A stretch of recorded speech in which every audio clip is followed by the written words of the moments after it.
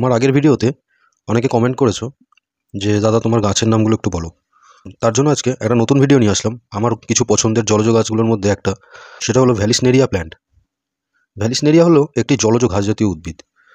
এর উৎপত্তিস্থল হচ্ছে এশিয়া, আফ্রিকা আর ইউরোপের উষ্ণ অঞ্চলগুলোয়। উষ্ণ অঞ্চলের জলজ পরিবেশে অসাধারণভাবে নিজেকে মানিয়ে নেয়। এর পাতাগুলো লম্বা, ফিতের মতো, আর জলের নিচে জলের ঢেউয়ের সাথে দোল খেতে থাকে। সাধারণত এর পাতার দৈর্ঘ্য 30 থেকে 60 সেন্টিমিটার হয়। কিছু কিছু ক্ষেত্রে এটা 1 মিটার পর্যন্ত যেতে পারে। পাতার রং হালকা সবুজ থেকে গাঢ় সবুজ হয়। কিছু কিছু প্রজাতির পাতাগুলো হয় ঘূর্ণিত আকারের, আবার কিছু কিছু প্রজাতির পাতা হয় একদম সরু, ঘাসের মতো।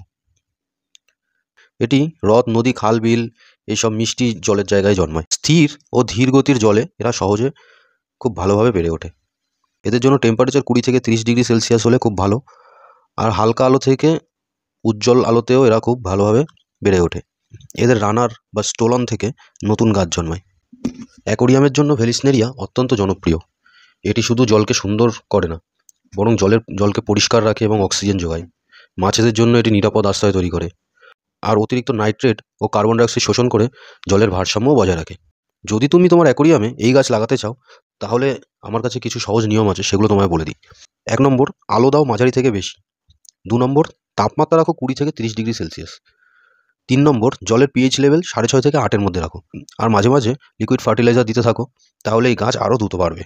অ্যাকোরিয়ামে যখন অতিরিক্ত বড় পাতা হয়ে যাবে, অতিরিক্ত বড় পাতা কিছুটা কেটে দাও। সোজাসুজি না কেটে একটু অ্যাঙ্গেল করে কাটো, তাহলে ন্যাচারাল লুকও পাবে, আর গাছও পাতাও ভালো থাকবে। শেষে বলি, ভ্যালিসনেরিয়ার কয়েকটা প্রজাতি আছে। এই ভিডিওতে যেটা দেখছো সেটা ভ্যালিসনেরিয়া স্পাইরালস। ভ্যালিসনেরিয়া আমেরিকানা, যার পাতা মোটা ও আরও লম্বা হয়। আর একটা প্রজাতি হলো ভ্যালিসনেরিয়া অ্যাসিয়াটিকা, এটার পাতা ঘূর্ণিত আকারের হয়। আর একটা প্রজাতি হলো ভ্যালিসনেরিয়া নানা, ছোট অ্যাকোরিয়ামের জন্য একদম পারফেক্ট। এর পাতাগুলো একদম সরু সরু ঘাসের মতো হয়। তাই ভ্যালিসনেরিয়া শুধু একটা গাছ না, এটা জলের নিচে পুরো ইকোসিস্টেমকে বজায় রাখে। তাই যদি তোমার অ্যাকোরিয়ামে প্রাণযোগ করতে চাও, এই সবুজ সৌন্দর্যকে অবশ্যই বেছে নিতে পারো।